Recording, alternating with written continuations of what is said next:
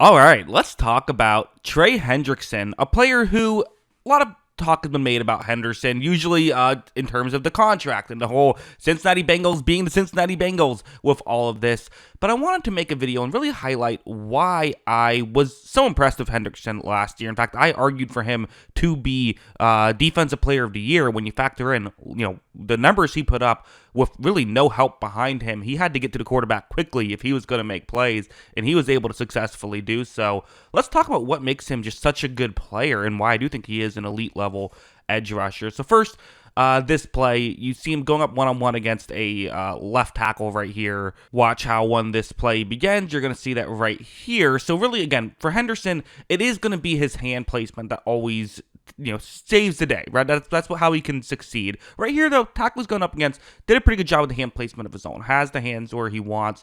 So what is Henderson going to do? Well, watch how Henderson takes his right arm off, and he's going to use his left arm to essentially pull that tackle further towards the bottom of the screen. This is legal. You're allowed to do this. And because he's getting the tackle off balance, watch him re-engage that right arm, shove him to the side, and ultimately is able to get there to Russell Wilson for a sack right there. So even when the hand placement wasn't ideal, Henderson is still able to use his hands in a way to allow him to win and get to the quarterback. And again, it's the consistency in which he does this that I find really impressive. Another impressive thing is just like hustle, which is something that goes underrated a lot of times, but you definitely see it with him and just his awareness on the field. Things like this, where it's going to be a design play just to flip the ball to the halfback running towards the top of the screen. That is where Henderson is on this play, and he's going to be unblocked, which is something that actually makes some sense, right? Because you can't block everybody. Why not leave him unblocked? He's going to rush into the quarterback. Quarterback can just flip it over him, get to the halfback. You've essentially taken a player out of the play without having to burn a blocker. Except when this begins, watch Hendrickson get to where he needs to get to so quickly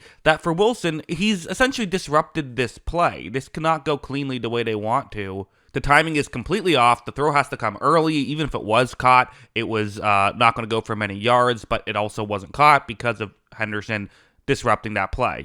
That's a great play. And yes, that is a situation where he was unblocked and you could say, whatever, like he was in a good situation. But honestly, usually guys aren't able to make impacts on those plays. That is impressive what he was able to do. Something like this as well, where what's going to happen here is you see where he is on the field. He's all the way over to the left side of the screen. Watch how when this begins, first the halfback is going to chip him, and then you're going to end up with multiple offensive linemen covering him. Now, it was just a three-man rush, so that's essentially why this happened, but still pretty impressive just to go to show the attention that he draws when he is on the field, right?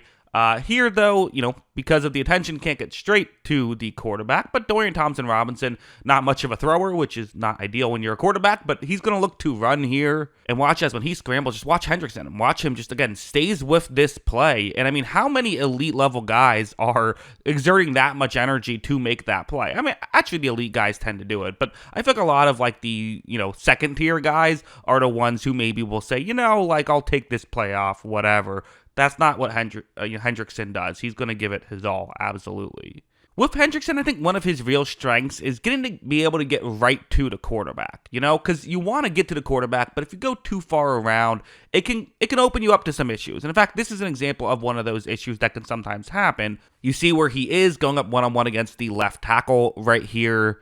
Watch how when this play begins, goes for more of an inside move, gets his right arm underneath the right arm of that tackle, and it's not going to try and just power his way straight to Wilson. As you see, though, once he gets there, Wilson's able to read it quickly enough that he gets around. There was also a hold there, I have to say, that should have been called, but Hendrickson should have been able to at least draw the hold. But nonetheless, that is something that you can open yourself up to. Quarterbacks can read the play and get around, pressure sometimes. However, a play like this is why that just didn't happen too often with Hendrickson. So again, going to be a one-on-one matchup against a tackle right here. Watch how when it begins. So okay, what are you going to try and do if you're Trey Hendrickson on this play? Well, he wants to, again, for a left tackle, the left arm is going to be so important. So watch how when he engages, look at how far he goes. I mean, usually when you're a tackle, you want to keep your legs kind of parallel to the tackle. As of right here, I mean, you see that's just not or excuse me, to the edge rusher.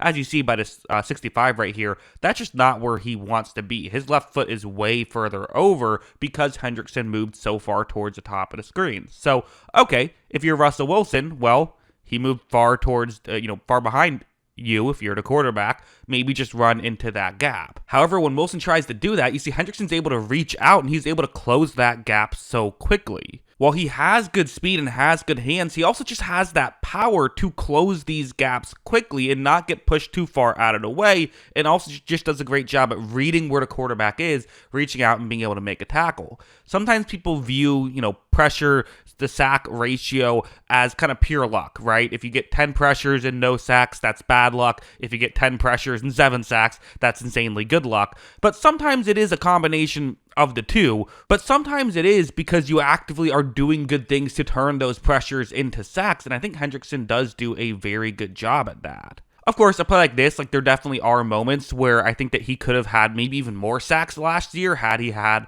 like I said, a better secondary behind him, forcing quarterbacks to hold on to the ball for longer. But right here, when this play begins, you see Hendrickson, again, right off the bat, what is he trying to do on a play like this? Well, he's trying to get the left arm of the tackle not in position. And because he just engaged in his contact so quickly on this play, that's essentially what happened. This tackle does not have the hand placement he wants. Hendrickson's actually holding on to the wrist of that tackle, and because he is doing that, watch him move it away and gets through so quickly. He would have been there for pressure had Dorian Thompson-Robinson not thrown that ball quickly, right? So there definitely were plays like that where you could see, even though he did a great job at turning pressures into sacks, sometimes there still just wasn't enough for him to be able to make something work.